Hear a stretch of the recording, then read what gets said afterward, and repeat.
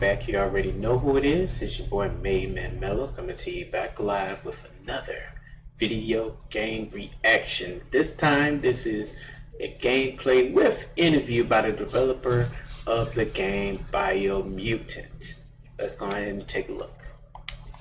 Mutant is a game we, and probably you, have been anticipating for some time, but it's also been some time since we've gotten an update on it. Here to give us an update is creative director Stefan Ljungqvist. Thanks so much for virtually joining us here.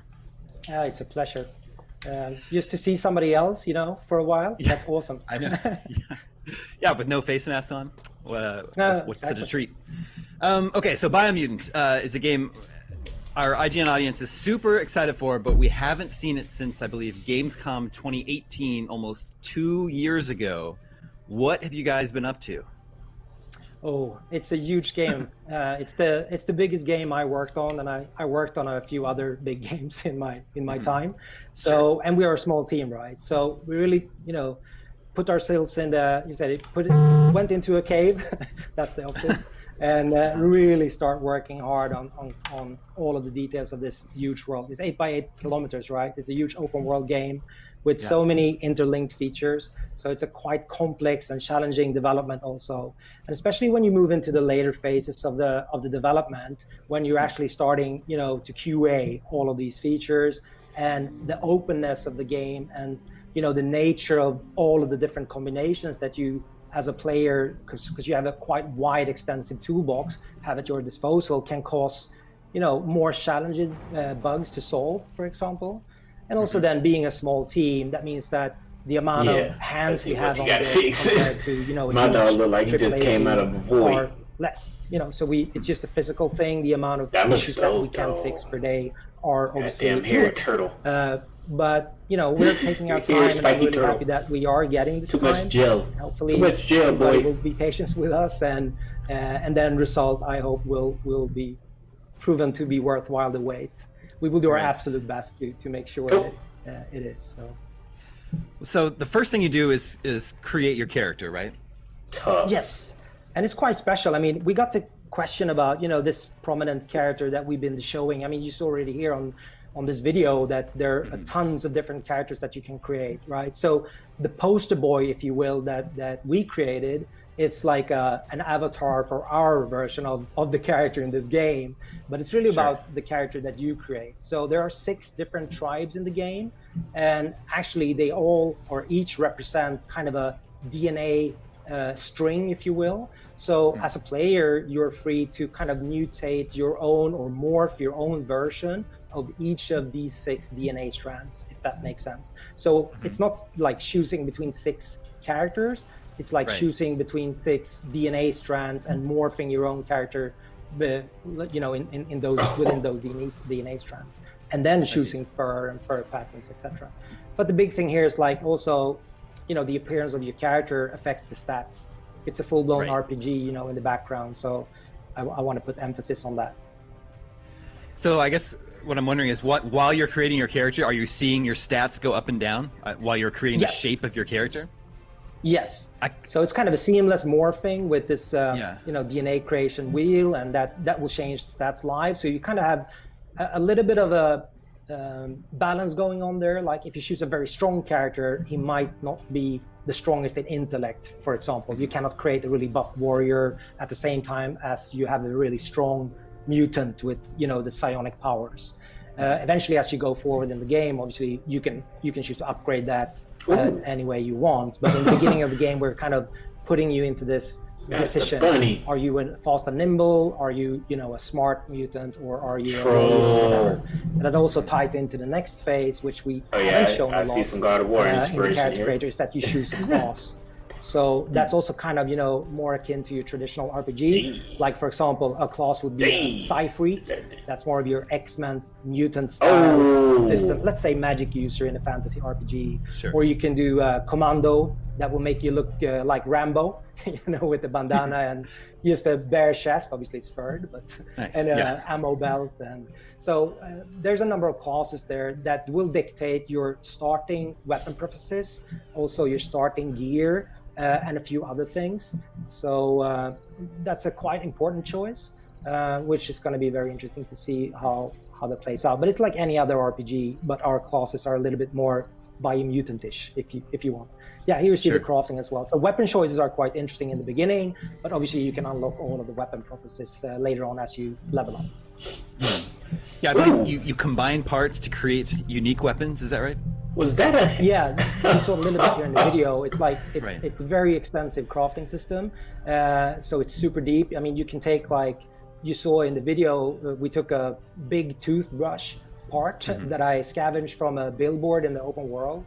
I put some crazy handle on it, and then I can actually add on bits and parts on top of that toothbrush or whatever weapon I choose to create.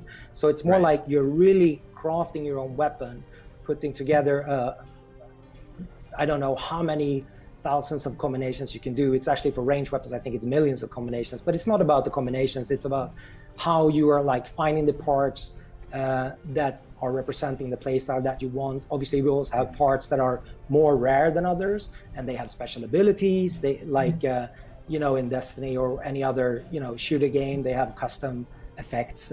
Some can shoot, additional missiles or whatever for rare bits that you have to find and loot. But you also have some can shoot, make your ammunition turn into fire bullets, etc. So the whole looting process is quite important in the game, and the way that you also use that creativity to craft. Something that we didn't show is that you can also craft your gear, so your clothes, your jackets, your helmets, whatnot, shoulder pads. And that also comes into play when you're entering like meta zones, what we call them, like heat zones, cold zones. And you have to find gear to be able to craft, an oxygen mask to go into a dead zone, or a warm jacket to go into a cold zone, etc. So crafting and actually creating your own look, that's cool, but you also have to be mindful of the stats that goes along with that look. But you can also do some presets, so you can immediately switch your outfit with the D-pad input for different presets. So you can do that. Are we underwater here in sort of a submarine type vehicle? Yeah. So this is one of the more like at the center of the world. It's a big tree of life. That's a representation of the current status of the world. So compared to other games, like we are currently playing as the world is dying. You can choose to participate in taking it down or help bringing it down, or try to save it. So there are 4 routes stretching across this whole wide open world in 4 directions. At the end of each route, there's a huge boss. Now we're looking at the future. So in order to get to the resolution of this tree of life and world destiny, if you want, the fate of the world, you're going to take on these world eaters. And at the end of the fight, you're kind of, seeing the conclusion of earlier decisions, not to spoil anything, because you're also allied with one of these tribes that has a goal towards the conclusion of the end of the world. So each of these bosses, you're using, let's say, a vehicle. You mentioned that we saw this submarine, but there are other versions that you saw. So that we have a mech there that you use to fight one of them. There's also a mount later on, and you will see some kind of watch-ski. So there are different means for those epic boss fights that you are not on foot, but there are also like other bosses, as you saw here, where you are on foot or on a mount or whatever you choose to be using, like these ones, for example. But these are like the big world eaters. Like this one is a big world eater, for example. This is the one that you use the mech for. Gotcha. So some of this footage, a lot of it's giving me sort of a Legend of Zelda vibe. Was that one of your inspirations working on this game? No, I mean, when we started with this game, Zelda. Breath of the Wild was not out, but obviously we love the series, right? So it has inspirations from a lot of things, but also other popular culture. I mean, I don't think it comes as a surprise that we like Kung Fu Panda, for example. So, but obviously, I mean, from an art style or whatever, I mean, it's a bit of Ratchet in there. People have told me. Gameplay-wise, you have, if you look at my shirt, Devil May Cry. God of War element. I think it's also, people are saying it's more like Arkham stylish, but also some parts of Ratchet, so it's a kind of a hybrid where, we are. It has so many game styles, game formulas, and mechanisms. A lot of the design decisions are made, from us together as a team. So that means that there's a juxtaposition or a agreement on what we call a free flow combat system in general, and inspiration for the world, if that's what you're talking about. It's colorful and vibrant, and that's what I also love with Zelda. So either way, I was sidetracked a little bit there. Question? No, it's fine. I didn't think this was possible, but I think that footage just made me even more excited for Biomutant.